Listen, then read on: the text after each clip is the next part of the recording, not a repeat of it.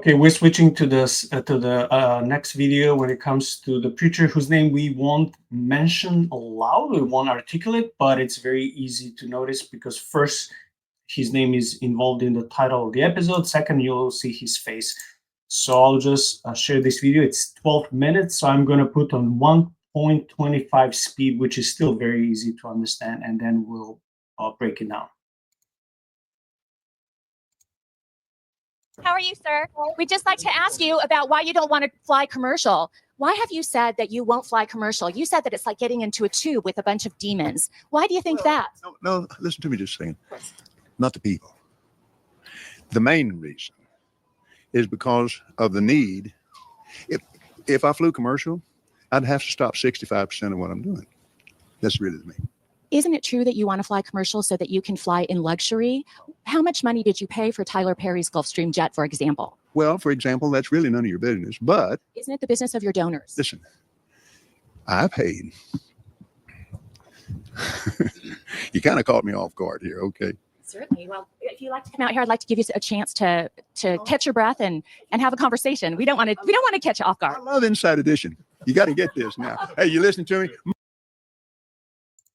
Okay, I can understand one thing, that he was caught off guard. He didn't expect, a news reporter lady running towards him and asking him these questions.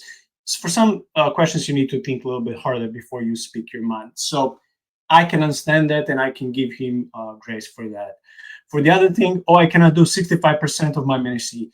How are you able to calculate that into a millisecond? Do you have AI brain, AI computer installed inside your brain? So it's like, how do you come up with that number? Like, why cannot do 65% if you don't fly, with private jets? Why?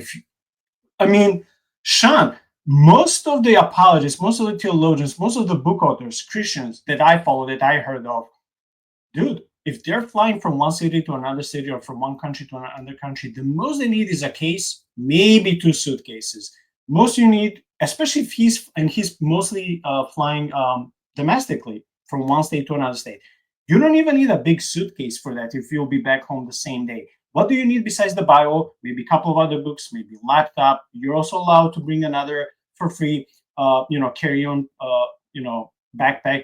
I always carry backpack. They don't charge you for that. So laptop and everything that is regarding electronics can fit in your backpack. In a suitcase can be your, some of your clothing, Bible. It can be additional books if you need. What do you need if you're attending a conference or if you're speaking somewhere and coming back? Even if that's 2-3 days, you'll be renting hotel, you'll be renting Airbnb. They have most of the stuff there. You don't have to bring like a toothbrush or anything. They already have most of the things there. So what is it that you cannot bring on your regular, airplane, like let's say Delta, Spirit, United, but you need, private airplanes? And I'm still not switching to that when he says I pay for it, not my congregation, because I heard, and we'll see this in the video, when he says, I was reaching him before because of our family business. Okay, then that's fine. Nothing sinful if you inherited your family business and you're not spending your congregation money on your flights and stuff like that. Who is spending whose money and how much? I don't know. I don't care. That's between him and God. But let's start by dissecting this one, speaking about like, I cannot travel with domestic airplanes. I have to have private jet because I'll have to start doing 65 of my ministries. Why? What he cannot carry or do that in a regular plane that he cannot carry or bring with him in a private jet? What is the difference in those 2-3 hours of domestic flights? Yeah, so I'm glad that you brought that up. That later he'll talk about his own business, because before knowing that, what I was going to say is maybe his ministry team, because most of these pastors have a ministry team. Maybe the ministry team was running the numbers and looking at the the departing flights and the arriving flights and the regular roster that's coming in and going out. And so they're saying, okay, well, we need to stop here at, say 4 o'clock, and then we got to be back in the air at 6 o'clock to be able to come here. And so we've got 2 or 3 stops that we're going to do, 2 or 3 different preaching events that we're going to do today. And that would take, all day of travel just to get to one or two of those. And so maybe the preaching team would have sat down and said, okay, so if we would go from having this jet to flying commercial and flying the pastor around all the time, we'd have to stop 65% of what we're doing.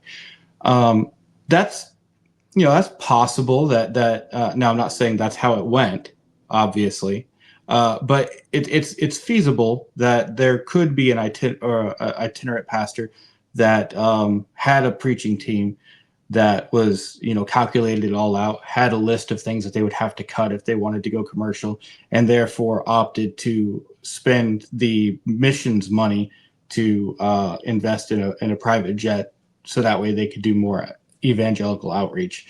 So it's possible. Doesn't sound like that's what happened, because it sounds like he spent his own money on it, which means he didn't even consult his preaching team.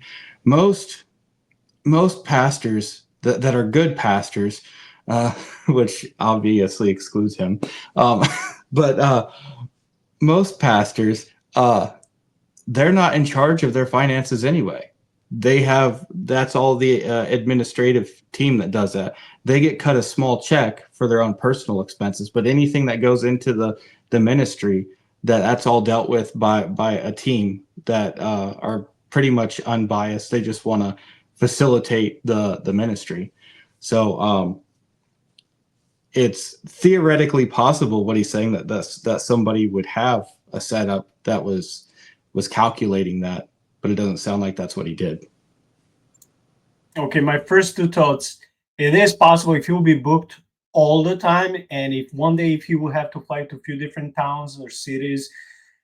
So I can see what you're saying, but dude, nowadays with all these companies, with all this, there is a flight every 5-10 minutes to so many different directions. Yeah, you may have to postpone or even cancel, or maybe sometimes a flight is, you have to wait a little bit longer, but that wouldn't be happening all the time. Sometimes I understand. Second thing, you keep saying his preaching team. What preaching team?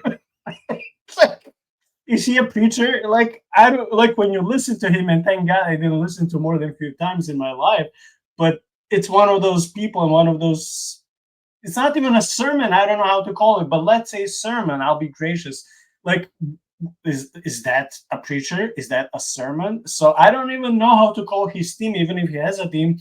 Is there anyone with minimum bachelor's in biblical studies or theology? I doubt, because they would be telling him, sir, maybe we should change some of the things that you're preaching.